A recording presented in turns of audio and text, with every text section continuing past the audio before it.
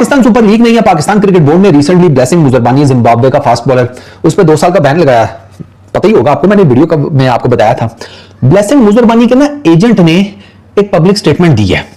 उसने ना कच्चा सट्टा खोल के रख दिया कि ब्लेसिंग मुजरबानी इस्लामाबाद यूनाइटेड के बीच में बात क्या हुई थी। Pakistan cricket board at its best, 1 minute down, next minute down, third minute down, again and again down. मतलब न जाने क्या क्या देखना बाकी रह गया, समझ से बाहर है भाई।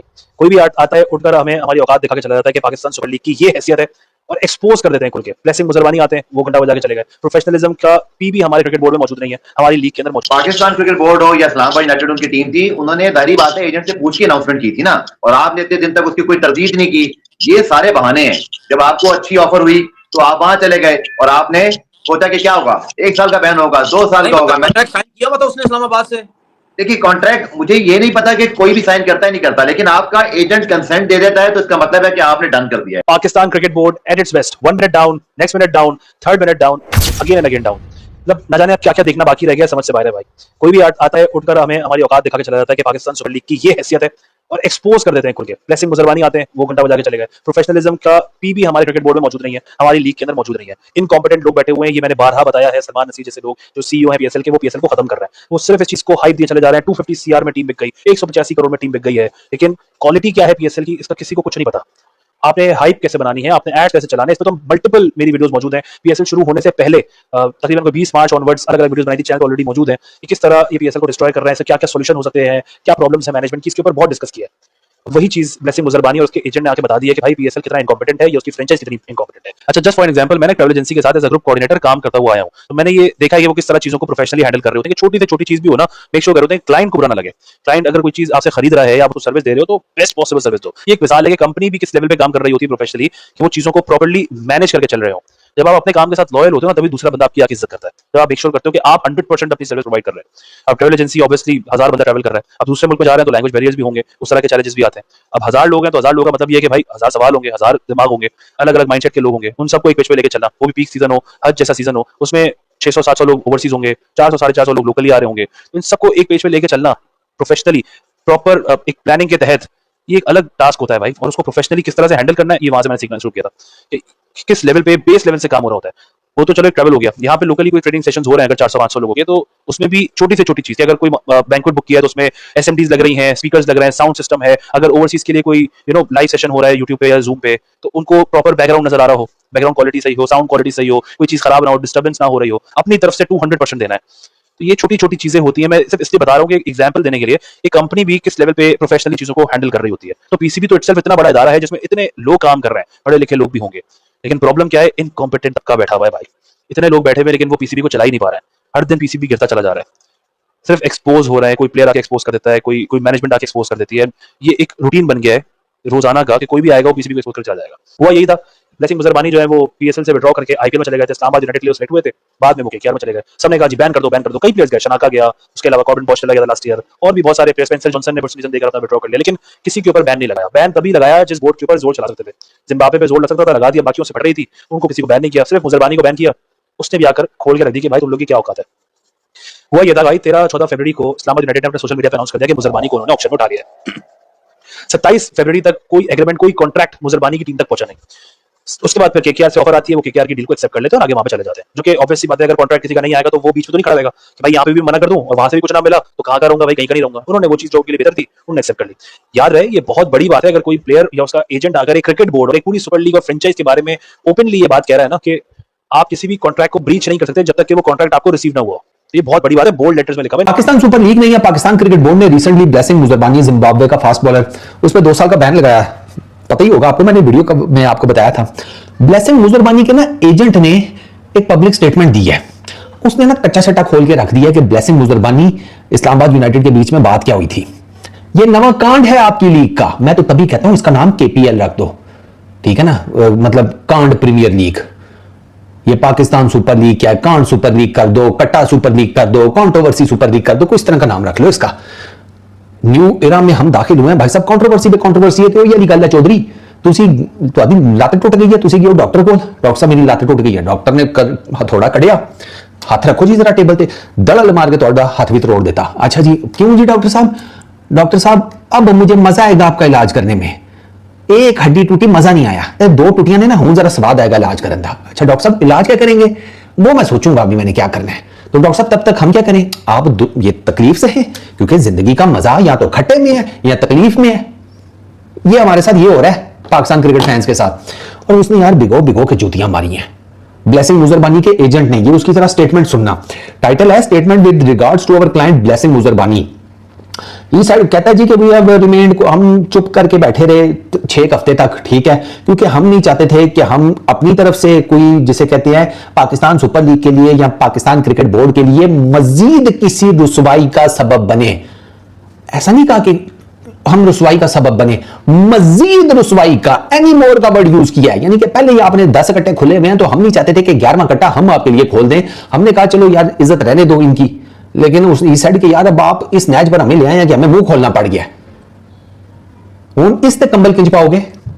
अच्छा आगे सुनो, ये साइड के हमारा जो क्लाइंट है ब्लेसिंग मुजरबानी, सोशल मीडिया के ऊपर इंतहाई गंदा और वाहियात किस्म का प्रोपेगेंडा क्रिटिसिज्म की सूरत में उसके अगेंस्ट किया जा रहा है, और इस पर हम चुप नहीं बैठेंगे। बिल्कुल राइट बनता है जनाब, बल्कि मैं ब्लेसिंग भाई आई एम रियली सॉरी, ठीक है।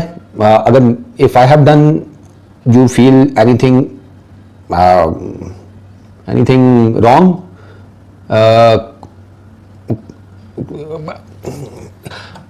if I am wrong I am sorry, ठीक है।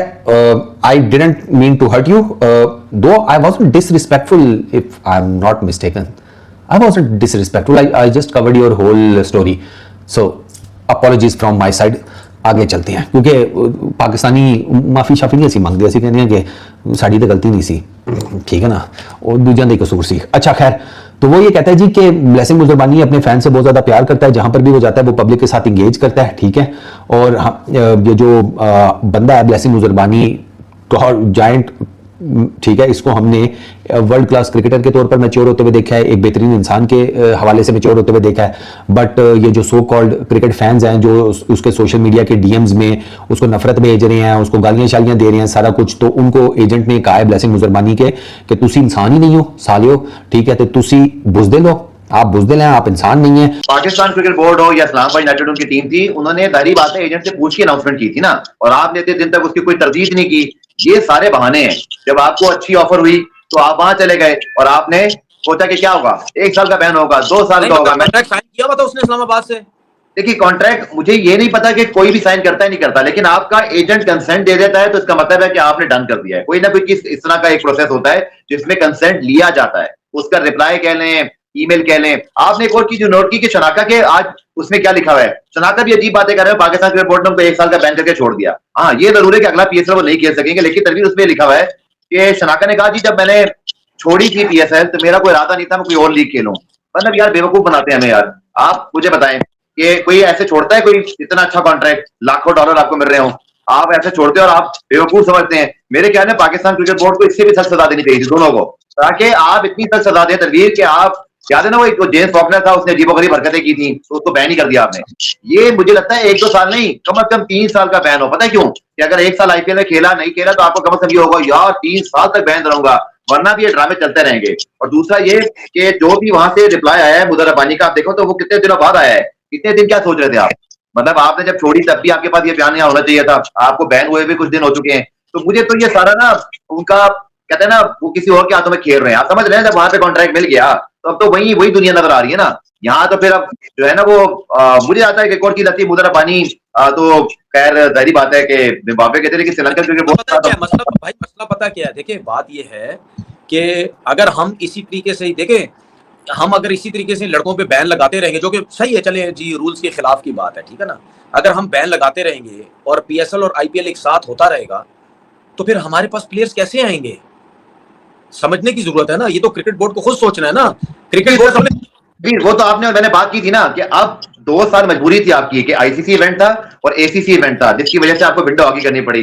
अब ये बेवकूफी होगी मेरी राय में कि अगर आप पीएसएल आईपीएल एक वक्त पे करवा रहे हो अपने, मतलब आपको अब अलग करना पड़ेगा ताकि ये तनाजा न हो। क्योंकि 2 आपकी बात ठीक है, 2 प्लेयर अभी बैंड हुए हैं, कल को 3-4 और बैंड हो जाएंगे। आपको क्या लगता है नाहिद राना को कुछ छोड़ेगा अगले साल आईपीएल में? कभी भी नहीं छोड़ेगा, कभी भी नहीं छोड़ेगा।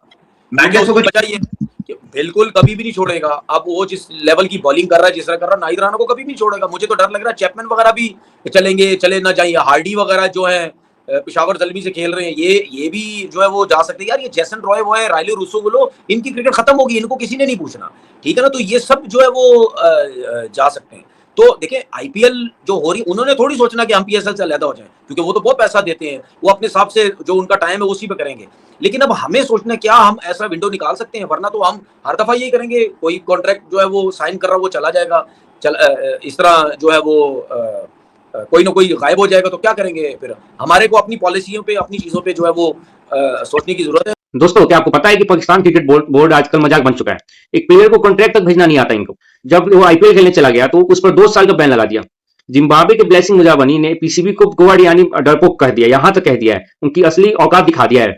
क्या ये पूरा लफड़ा है दोस्तों? केकेआर ने पाकिस्तान के मुंह पर तमाचा मारा है। क्या कोई बोर्ड इतना नालायक हो सकता है कि बिना साइन किए हुए कॉन्ट्रैक्ट ही प्लेयर को बैन कर दे? जी हाँ, ये करिश्मा से पीसीबी ही कर सकता है। केकेआर के नए पेसर मुजर बानी ने पाकिस्तान की एडमिनिस्ट्रेटिव फेल्योर की ऐसी पोल खोली है कि मोहसिन नकवी को अब जवाब बनता नहीं बन रहा है। आज के दोस्तों आपने वीडियो में देखा भी होगा कि कैसे पाकिस्तान मीडिया चिल्ला रहे हैं कि भाई एग्रीमेंट झूठा है, एग्रीमेंट झूठा है। यहां तक कि उनकी मीडिया भी मान रही है, पर मोहसिन नकवी नहीं मान रहा है। आईपीएल और पीएसएल का मुकाबला नहीं है, ये आपने तनवीर अहमद कभी सुन लिया होगा। ये तो दोस्तों सिर्फ उनका सपना है जो आईपीएल से कंपटीशन कर रहे हैं। पर अब तो पीसीबी ने ये साबित भी कर दिया है कि एक तरफ शाहरुख खान की केकेआर की जो प्रो पर्सनैलिटी दिखती है और दूसरी तरफ पीसीबी को सिर्फ धमकियां देना जानती है। मुझे बानी ने पाकिस्तान के ट्रोल्स को इंसानियत पर धब्बा क्यों कहा है, और ये 2 साल का ये बैन जो आपने देखा है, ये जो इतना हल्ला मचा हुआ, आपने देख लिया कि कितना ड्रामेबाजी पाकिस्तान क्रिकेट बोर्ड करता है। इनकी औकात कुछ नहीं है, ना इनका कुछ, इनको नियम पता है ना कुछ पता है। आईपीएल से कंपटीशन करने चले, आईपीएल के टाइम पे तुम रखोगे तो यही हाल होगा तुम लोग का। दोस्तों वीडियो अच्छा लगा तो लाइक सब्सक्राइब कर लीजिए, बेल आइकन दबा लीजिए। जय हिंद, जय भारत।